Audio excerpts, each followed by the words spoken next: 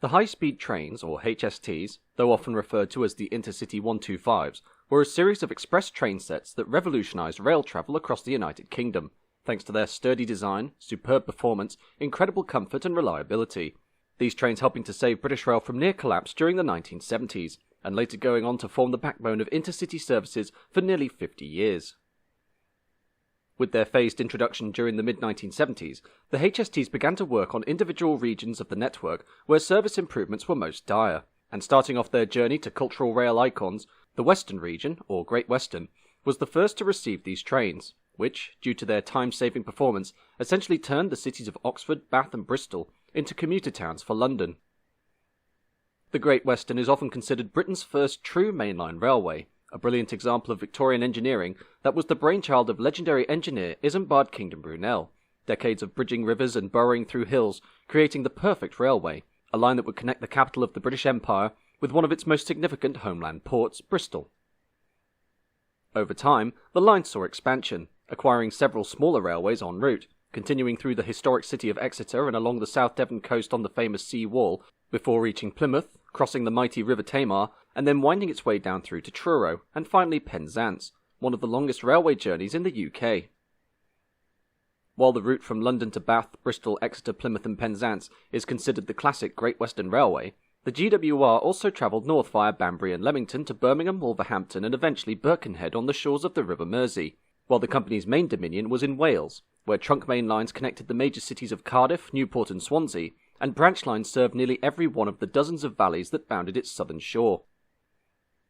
However, by the beginning of the 1970s, the glamorous days of Brunswick green steam engines had been replaced by a sad display of unloved and tired diesel locomotives, the former Great Western having gained notoriety for its independent attitude towards its British rail masters during the early days after nationalisation in 1948, having developed its own system of operation while also creating its own fleet of locomotives.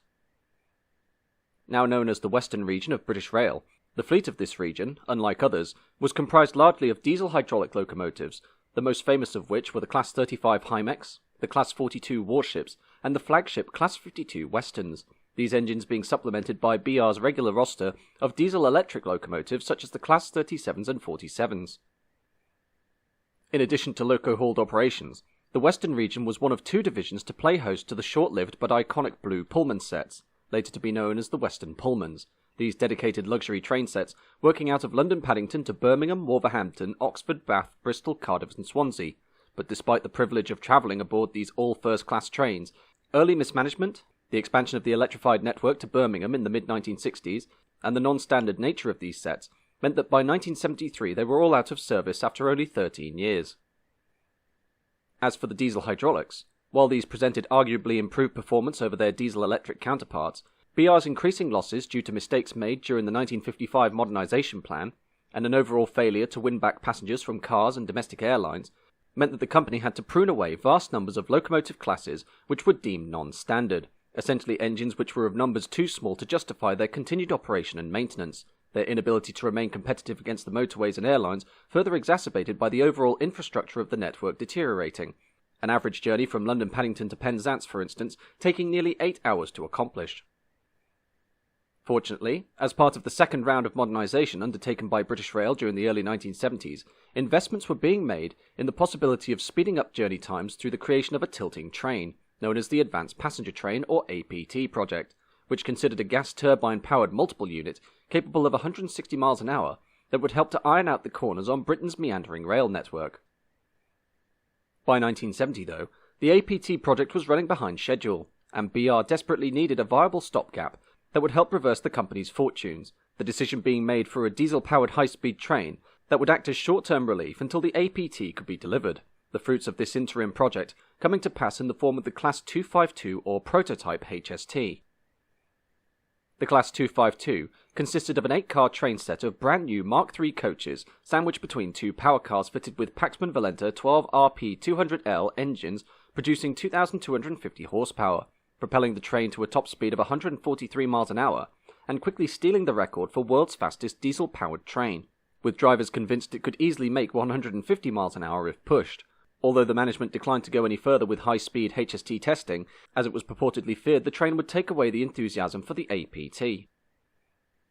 Regardless, the prototype HST was launched in autumn 1972, and began trials on the northern section of the East Coast Main Line, along what was known as the racetrack between Darlington and York, the fastest section of the line due to its lack of curves and level elevation, before the set was transferred south to the western region in June 1973 in order to start work between London, Paddington, Bristol, Cardiff and Swansea, although it was initially limited to a 90-mile-an-hour top speed due to the condition of the track, while having to follow the timetable of a regular loco-hauled express.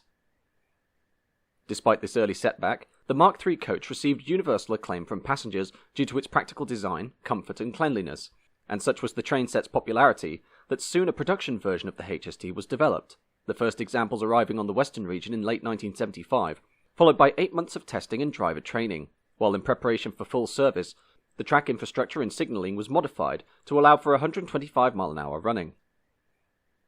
Finally, on October 4, 1976, the first production HST entered revenue-earning service on the western region between London, Paddington, Bristol and South Wales, and although a 125-mile-an-hour operation could only be done on certain parts of the route, by 1980, as many sections of the line had been upgraded as possible, allowing these magnificent trains to absolutely fly, the initial service running only between London, Paddington, Oxford, Swindon, Bristol, Temple Meads, Cardiff and Swansea, before a full timetable was adopted in 1979 that saw HSTs running to Exeter, Paignton, Plymouth, Newquay and Penzance. The introduction of the HST was one of the most revolutionary moments in British railway history, slashing journey times across the network while also providing a level of comfort that was completely unprecedented, with London and Plymouth being brought to within 3 hours of each other, as opposed to the previous 5, and Penzance now reachable in just under 6 hours. It was on the main trunk route of the western region between London and Bristol that the HSTs truly proved their worth, the speeds attained between the two cities reducing the once 2-hour journey to within just over an hour, making settlements along the course of the route, such as Didcot, Oxford, Swindon, Chippenham and Bath, commuter towns for the capital, driving property values along this corridor skyward as homes in these regional centres became more appealing for the London worker.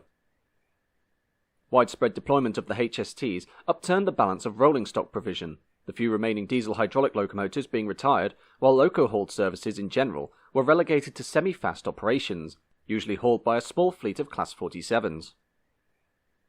Therefore, during its first 20 years, the HST had revived the western region and once again made it competitive with cars on the lucrative holiday traffic to Devon and Cornwall, as well as putting up a stiff rival to the M4 motorway on the trunk commuter trains between London and Bristol, making the region among the most profitable by the time it was sold in December 1995 to Great Western Holdings during the privatisation of British Rail, giving rise on February 4, 1996 to the UK's first private intercity rail franchise, Great Western Trains.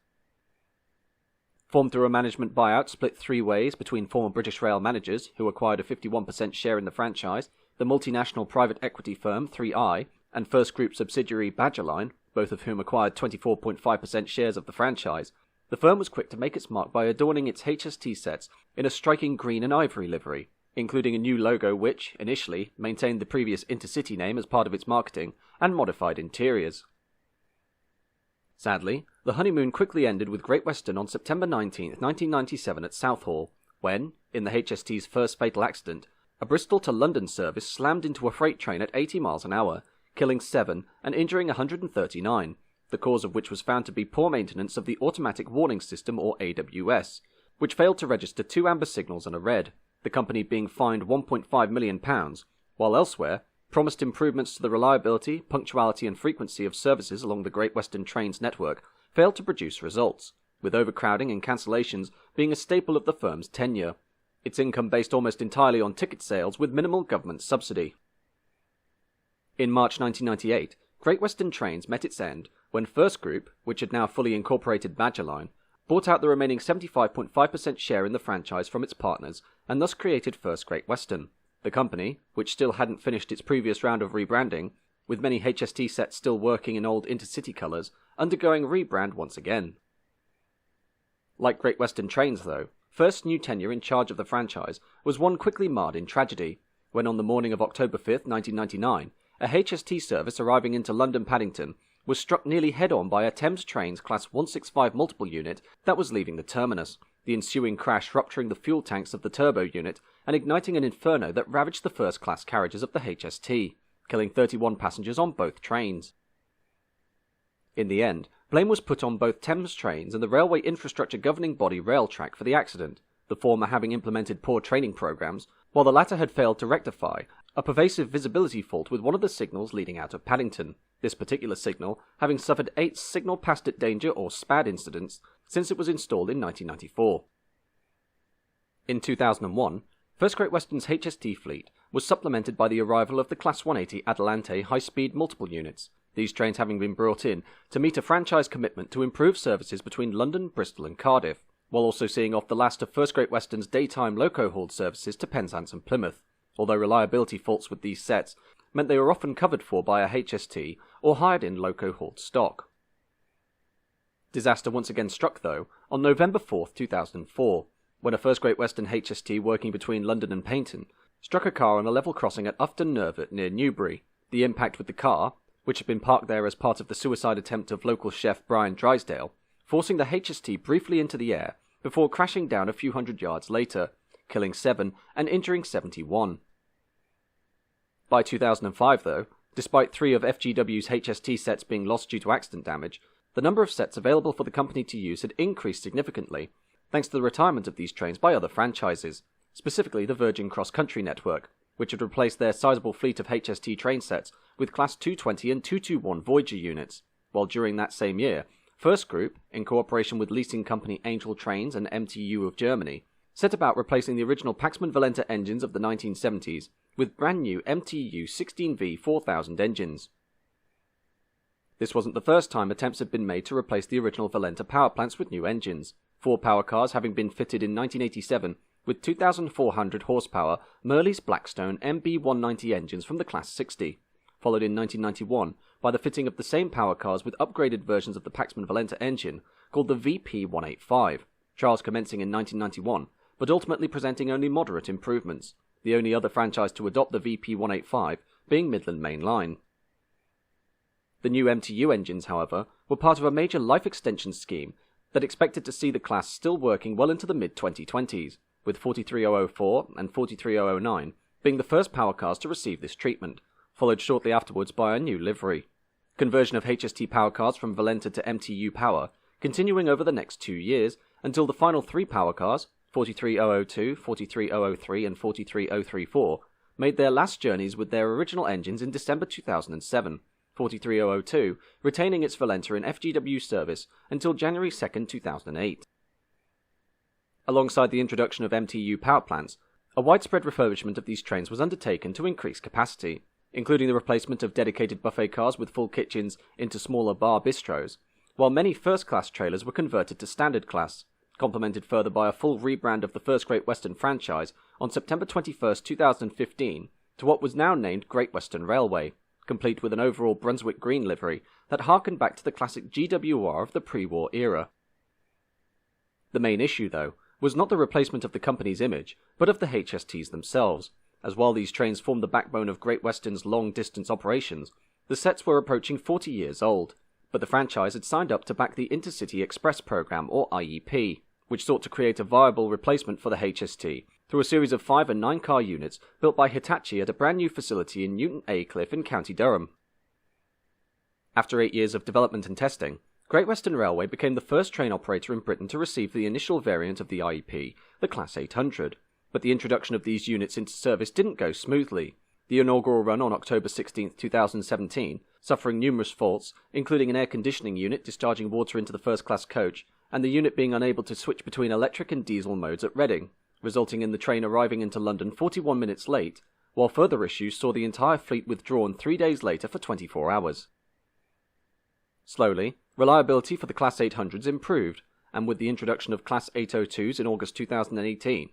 the HST sets could now be withdrawn from long-distance trains, which occurred on May 18, 2019, the final Intercity 125 to leave London Paddington being the 1830 service to Taunton, bringing down the curtain on 43 years of dedicated top-line express services on the Western region. This isn't entirely the end of the story for HSTs in the West, though, as while long-distance expresses have now been replaced by Class 800s and 802s, HST sets continue to see revenue-earning work with Great Western Railway, 35 power cars and 63 Mark III coaches being refurbished and reused on the Castle service between Cardiff, Bristol, Taunton, Exeter, Plymouth and Penzance, these trains being reduced to 4 coaches, while refurbishment of the sets has included the replacement of the original slam doors with automatic sliding doors in order to meet the latest health and safety regulations. This, therefore, is a testament to the HST's strong and reliable design, with a timeless profile that, 45 years after the first of these trains emerged, still communicates perfectly the essence of high-speed rail travel, and though their careers on prestige express trains is now long behind them for Great Western, they are still able to aptly ply their trade regardless of their age.